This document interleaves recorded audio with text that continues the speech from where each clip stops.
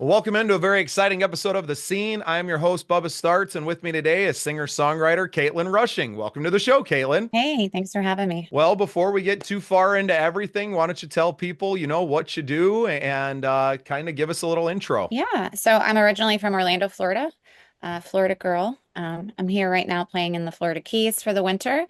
And I've been songwriting since 2014, recording, networking, all that stuff in Nashville. But I've recently, for the last 3 or 4 years, been playing in the Kansas City area, in the summers to fall. And so I'm kind of reestablishing myself over there currently. Got a couple albums out and some singles, and yeah, just doing this full time. Also been a full-time RVer since 2018, and that has given me the opportunity to go from Florida to California and get to play a bunch of cool venues and has opened up some doors for things. So it's really cool to do that, but kind of like settling down now and going to move to the Midwest. So that's how I found you and just looking to connect with other artists. It's negative 30 right now. Maybe you should just stay in Florida. I know. Well, I plan on coming back every winter. I don't know how I became a Florida snowbird, but I'm grateful. I am looking into it. Yes. I love South Dakota. I was raised here. My family's originally from the Chicago area. But I say it keeps the crazies out.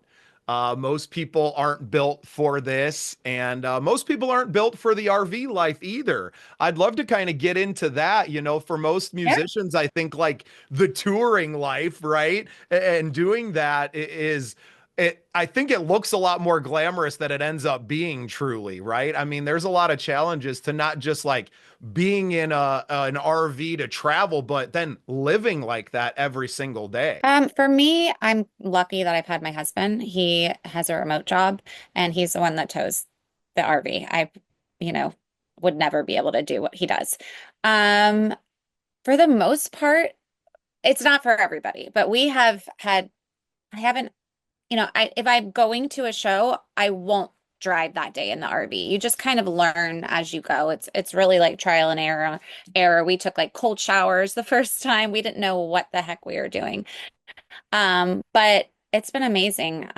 We love it, and I don't really want to stop, but right now we just kind of have to put it to the side. Yeah. Well, and is there a personal reason for wanting to kind of get out of the RV life or Yes. My husband has a daughter. I don't have any children, and she's in the Kansas City area. And so actually the RV life has given us an opportunity to spend half the year with her, but she's getting older and, she needs us there a lot more. So we're house shopping right now and probably just downsize to a smaller RV and do something on the weekends. But right now I'm like, got to get the house first and see what happens. So that's I'm actually in amazing. I'm actually in someone else's RV right now down in the Keys because it just works out better. But yeah. That's amazing. I have three children, and one of them lives 5 hours away with his mom on the other side of South Dakota. And so I know the struggle, right? We have him for the summers and get to spend that time. But even the 5 hours and traveling in the winter, it becomes very hard for us to see him. We got to spend that time this year over Christmas break. It's important, and the family is always the most important to us. And it sounds like for you guys, you make a lot of sacrifices to make that happen. And very excited for you to embark on this new journey of being a homeowner and finding a home, right? Yes. Instead of just being in it all the time and placing that home wherever you want. It's a much different life. Yeah, it's going to be different. Really, really into the RV life. I have a little blog about it. And so I really don't want to put it on pause, but it's just, that was a season of life and we're going on to something else, and hopefully we'll be able to do it again. Yeah, well, 6, 7 years is a long time. I mean, Yeah. that's a lifetime of doing this and all the experiences. I love that you have a blog. We'll definitely get the link from you and share that when we share the episode. And I've found a great passion for writing. This podcast kind of evolved pretty quickly into more than that. We kind of have an online magazine where we do Q&As and want to do more. It's just like I'm only one person with so much time.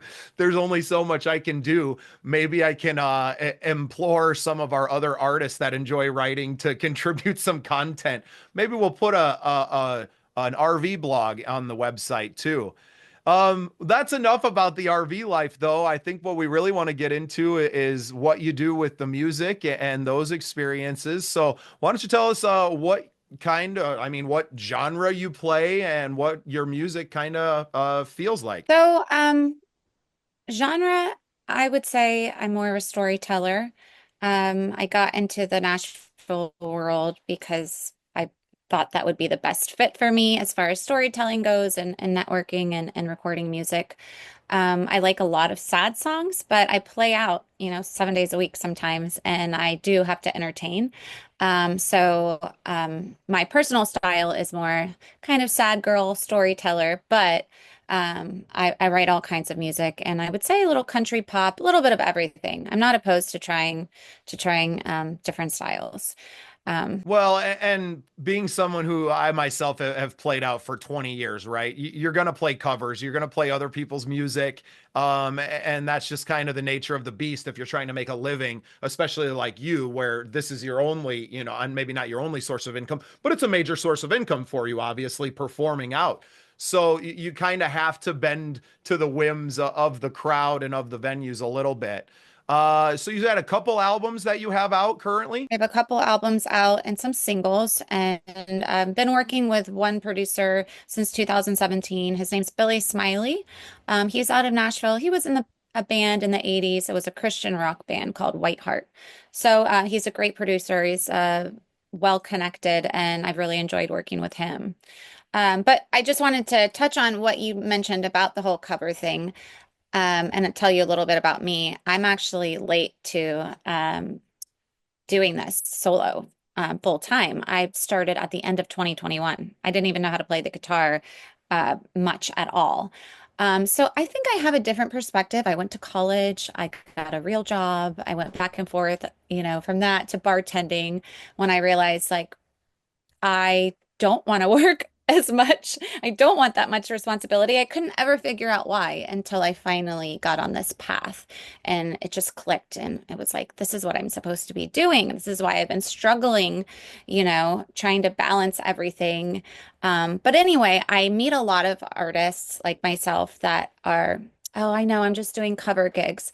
And I just have a different, maybe appreciation for it because I haven't got to that point where I've been playing cover gigs my whole life and I'm waiting for my big break and all of that. And I just feel grateful in what I'm doing. And I haven't felt any you know, regrets like, oh, I'm just playing covers. And I play originals at every show. And I don't know if I'd still be doing this if I couldn't put my originals in. And I don't ask, and no one's ever told me I couldn't. So for me, it's a balance. I'm entertaining. Some nights, I might not play originals, but for the most part, I do. So for me, I've just really been enjoying it. Yeah, and I'm very much the same way. It's my way of expressing myself. My problem is that I don't have 4 hours of original material, right? So I've always had to work this in, and I love these songs. That's why I'm learning and playing these songs is because I love them because they spoke to me because in some ways they allow me to express that part of myself that I've identified with this song, right? Right. One in particular, a Pearl Jam song that I grew up listening to, Black, very personal significance to me. When I've had friends pass away and playing that song and that's kind of my connection to them, right?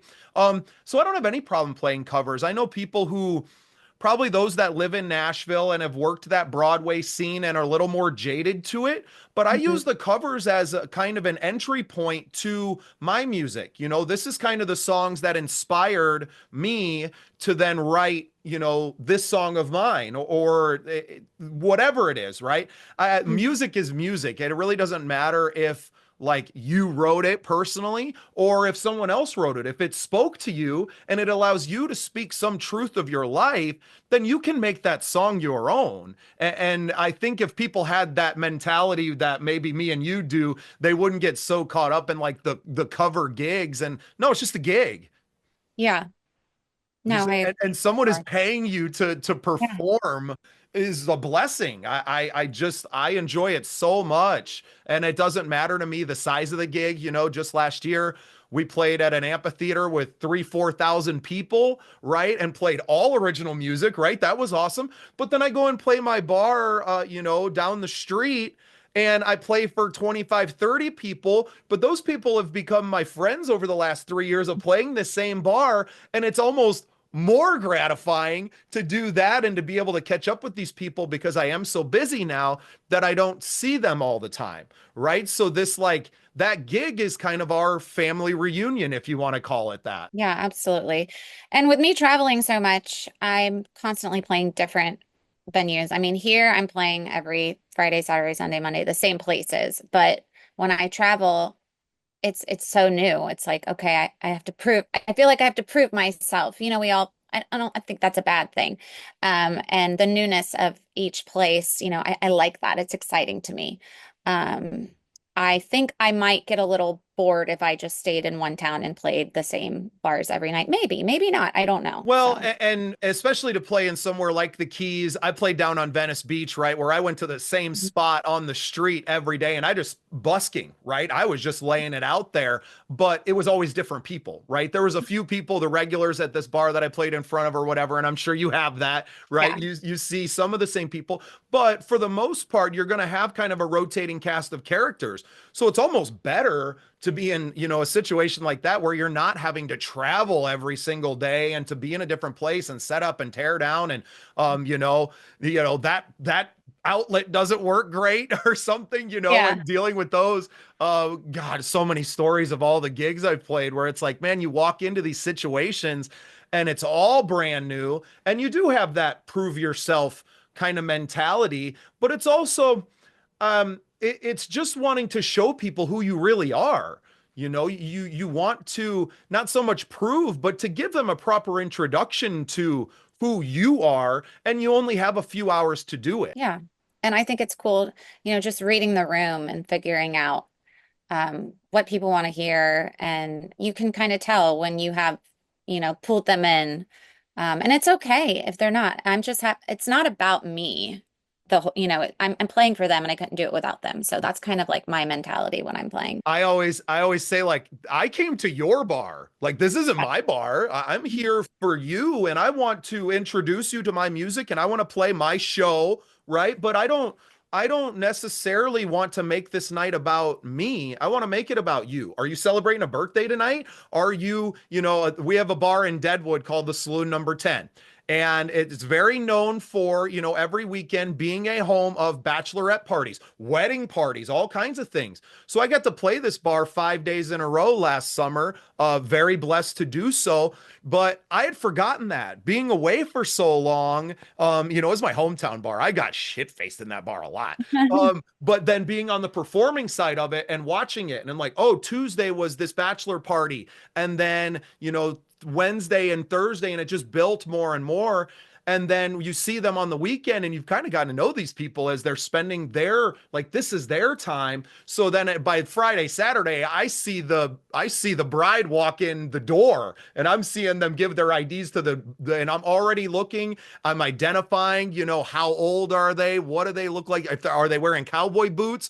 Are they all tattooed up? And I'm starting to kind of profile them, right? So that by the time they've made that trek the 50 yards back to me in this little room that we're playing, I'm like, Hey, honey, what's your name? Congratulations. We're so happy for you. What song is it that you want to hear? And, having something kind of already in the can, ready to go. That's the best part because now you've made that moment special for not just you, but for them. And that's where it's really beautiful. Awesome. Yeah. I also love the booking aspect of it. Some people hate it. I absolutely love it. I kind of just think about, if you just used to I used to sit at my office desk and like just look at Travel like vacations that I actually wouldn't pull the trigger on because I couldn't.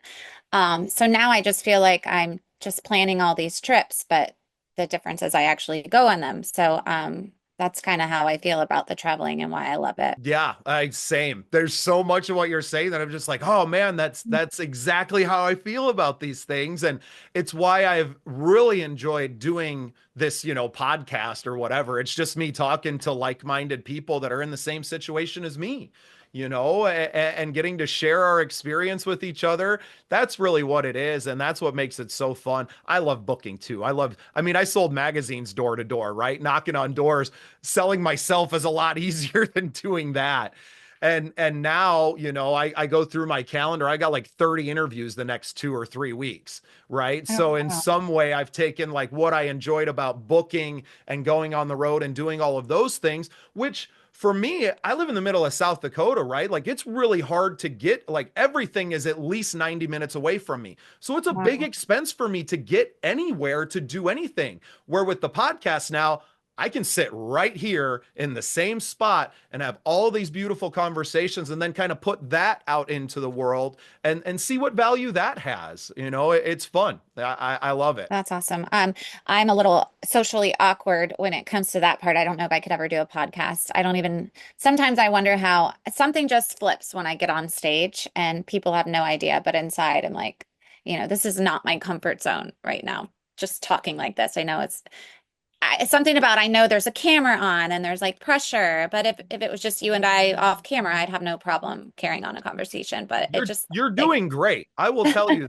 that you're doing wonderful. It's a lot easier than it's easy. You're just talking, right? But it's the right. pressure, it's the internal pressure that we put on ourselves. Oh my God, I have to be perfect. And no, just put it out there. Nobody's listening anyway, I just said like and I looked away like Nobody cares. yeah. Nobody cares. It's especially when you're a good person and you have an interesting story.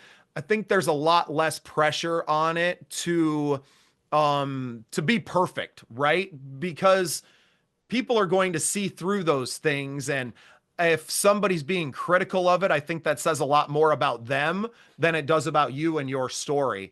And I think you would be a great podcaster. Oh, thank you. Well, Caitlin, I don't want to keep you for too long. I know you have an extremely busy schedule, and why don't you go ahead and give everything a plug and tell everyone where they can find you? Yeah, you can find me on CaitlinRushingMusic.com. That has all my socials. I have a couple albums out and some singles, and I am releasing a new album this year. So I'm super excited about that. If there's still TikTok, I'm on there too. But yeah, thank you so much for having me. Oh, it's a pleasure. And I love that your first initial and your last name form crushing. Yeah, I've had that email for a while. Thank you. It's awesome. Thank you. Caitlin, thank you so much for being part of the scene. Awesome. Thanks for having me.